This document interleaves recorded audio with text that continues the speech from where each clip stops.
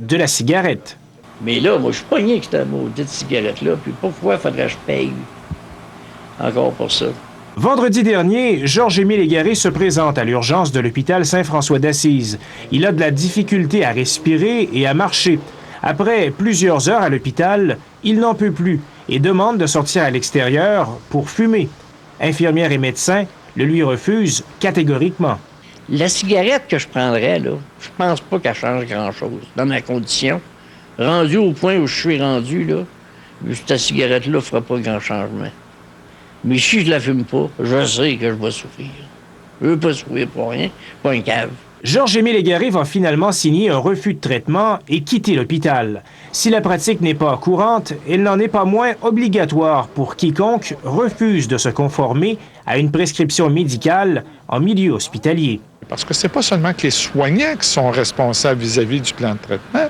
La personne intéressée a aussi une responsabilité vis-à-vis de ce plan de traitement-là. Après coup, Georges-Émile Légaré dit comprendre la réaction du centre hospitalier. N'empêche, il ne peut se passer de fumer. Moi, j'ai un sérieux problème, mais je trouve que je suis plutôt victime de ce problème-là. Écoute, là, les compagnies ont augmenté la quantité de nicotine pour nous accrocher comme faux, là, tu sais. Et aujourd'hui, sa dépendance est si forte qu'il n'a pas l'intention de retourner à l'hôpital, malgré son état de santé. Ça va s'améliorer, j'espère. Si ça ne s'améliore pas, bien, bonjour. S'il n'en tient qu'au principal intéressé, cette affaire est maintenant close. Georges-Émile Légaré n'a pas l'intention de déposer de plainte, ni même de poursuivre l'hôpital Saint-François d'Assise. Quant au centre hospitalier, il rappelle que son patient sera toujours le bienvenu, à condition évidemment qu'il accepte les règles du jeu. Gilles Turmel, TVA, Québec. L'histoire de Georges-Émile Légaré ne laisse personne indifférent, pas même les médecins, surtout quand on sait que le Canada dépense 3,5 milliards de dollars par année dans le système de santé pour lutter contre les effets du tabagisme. Mais c'est pas parce que quelqu'un a de mauvaises habitudes de vie qu'il faut le négliger ou qu'il faut l'abandonner. Le cas de Georges-Émile Légaré n'est pas un cas isolé. Selon ce médecin, la cigarette crée une dépendance et ça devrait forcer les médecins à faire preuve de souplesse à l'égard des fumeurs hospitalisés. Le tabagisme, c'est une toxicomanie. En 2005, on sait au moins ça. On sait que de fumer, on peut pas juste dire à quelqu'un « arrêtez de fumer » et la personne va arrêter facilement. La preuve, c'est que si c'était aussi simple que ça, tout le monde qui essaie d'arrêter de fumer le ferait. Et l'industrie du tabac s'en lave les mains. Les vrais coupables s'en sortent, affirme la Coalition québécoise pour le contrôle du tabac. Aujourd'hui, la cigarette contient 50 de plus de nicotine. Des produits chimiques qui tuent, 4 décès sur 5 dus au cancer du poumon sont attribuables au tabagisme. Monsieur Légaré nous a dit « Je suis devenu dépendant à l'âge de 10 ans ».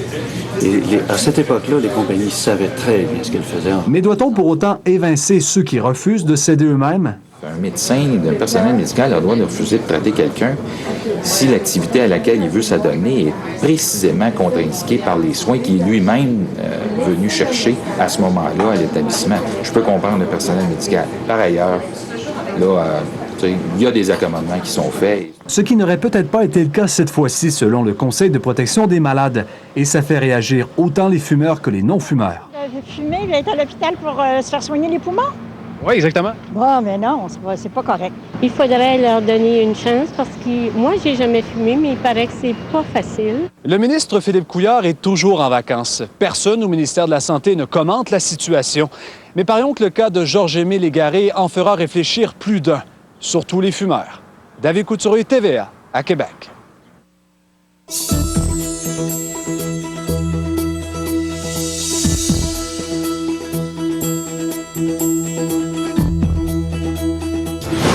Plus tard dans ce TV à 22h, Myriam Bédard refait surface au bras de son conjoint accusé de vol.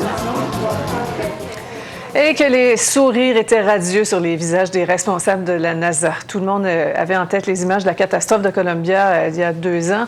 Eh bien, on aura maintenant le souvenir de l'atterrissage parfait de Discovery qui s'est posé en Californie ce matin. Maryse Gagnon. 81 miles to touchdown. Ce sont les premières images de Discovery après la phase critique de sa rentrée dans l'atmosphère.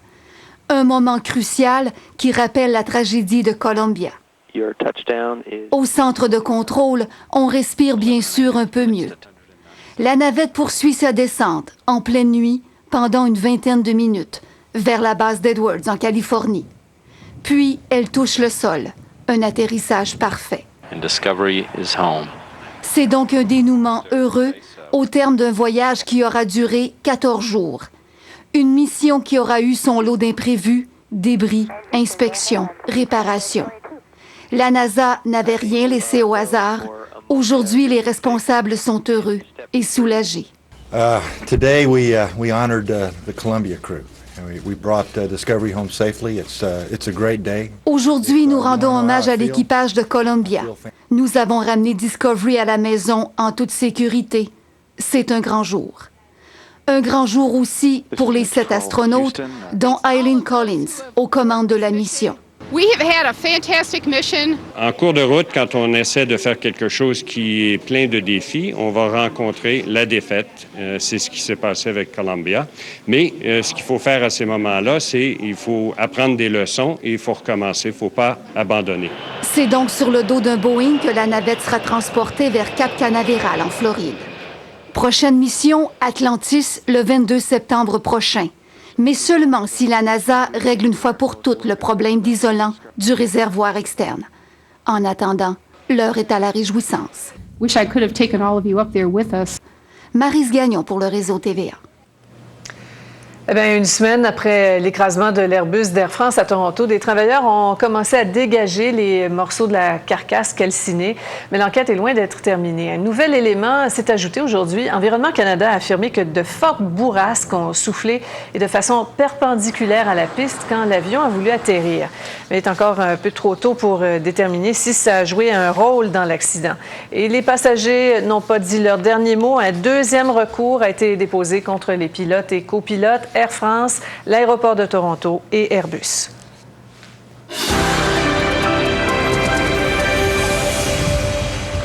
Maline, une autre journée caniculaire, hein? C'est vraiment l'été de tous les records.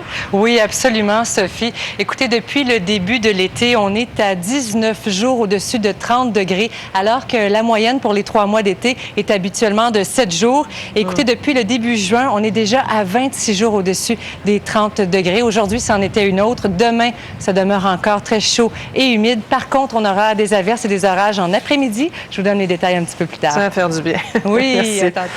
Au retour. 60 ans plus tard, Nagasaki se souvient de ses 74 000 morts.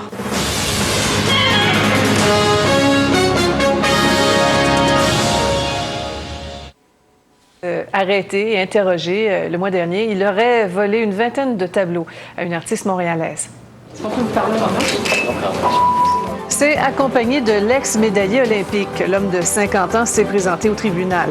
Entre 1998 et 2001, il partageait un atelier avec l'artiste montréalaise Gita Kesserman. Mais en voulant récupérer les toiles de sa mère, gravement malade, la fille de Mme Kesserman a constaté qu'il en manquait. Les tableaux volés sont évalués à 100 000 $. Triste anniversaire aujourd'hui dans le quartier Hochelaga-Maisonneuve à Montréal. Il y a 10 ans, Danielle Desrochers, 11 ans, devenait une innocente victime du crime organisé. Une bombe télécommandée a explosé sous un véhicule pendant qu'il jouait tout près. L'attentat visait un sympathisant des Hells. Ce midi, donc, quelques personnes se sont réunies dans le parc qui porte le nom de la petite victime.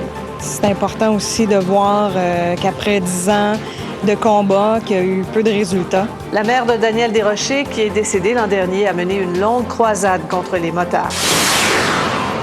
Au lac Simon, en Outaouais, on a retrouvé le corps d'un homme de 51 ans qui s'est noyé hier en faisant de la moto marine. Il s'amusait à zigzaguer sur l'eau quand l'embarcation a chaviré.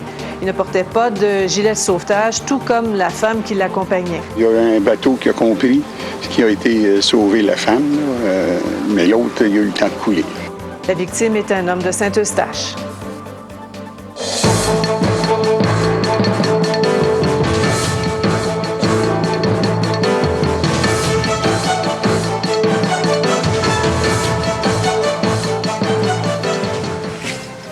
Encore de douloureux souvenirs au Japon après Hiroshima samedi. C'est Nagasaki qui se rappelait cette bombe atomique tombée il y a 60 ans, jour pour jour.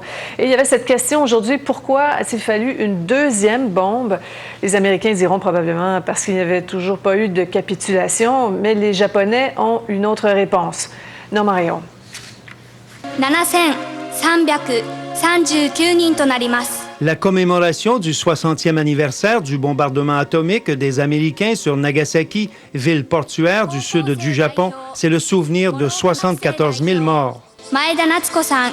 Nombre de Japonais se demandent encore pourquoi une deuxième bombe nucléaire a été lâchée sur Nagasaki 3 jours après celle d'Hiroshima, qui avait tué 140 000 personnes. Le maire de Nagasaki a une réponse. Icho Ito affirme que c'est pour tester une bombe au plutonium que Nagasaki a été attaqué, alors que l'engin lancé sur Hiroshima était à base d'uranium. Il a dit à ses concitoyens qu'ils avaient été des cobayes d'une expérience destinée à comparer la puissance destructrice des deux techniques. Cette cloche a sonné à 11h02, l'heure exacte où la bombe atomique est tombée sur Nagasaki le 9 août 1945, 6 jours avant la capitulation des Japonais. Cette survivante du bombardement a raconté que des corps de victimes étaient à ce point brûlés qu'il était impossible de distinguer le visage de l'arrière de la tête. Le premier ministre japonais, Junichiro Koizumi, a aussi pris la parole pour réaffirmer la volonté de son pays de travailler à l'élimination des armes nucléaires. Et une envolée de colombes est venue ponctuer ces paroles. Normand Réaume pour le réseau TVA. Au retour, tout un spectacle d'adieu pour la formation Destiny's Child.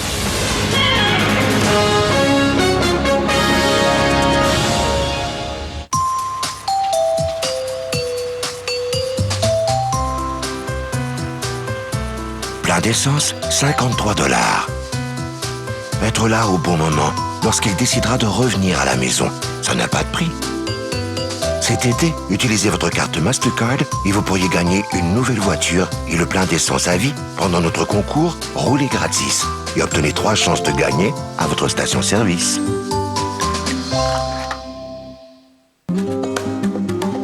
J'entrevois l'avenir comme une grande porte. Relax, le monde sont plus cool. C'est beau. Le rythme de vie est fun à Montréal. Oui, oui. Puis c'est culturellement riche, il y a plein de choses qui se passent. Il y a plein d'artistes intéressants.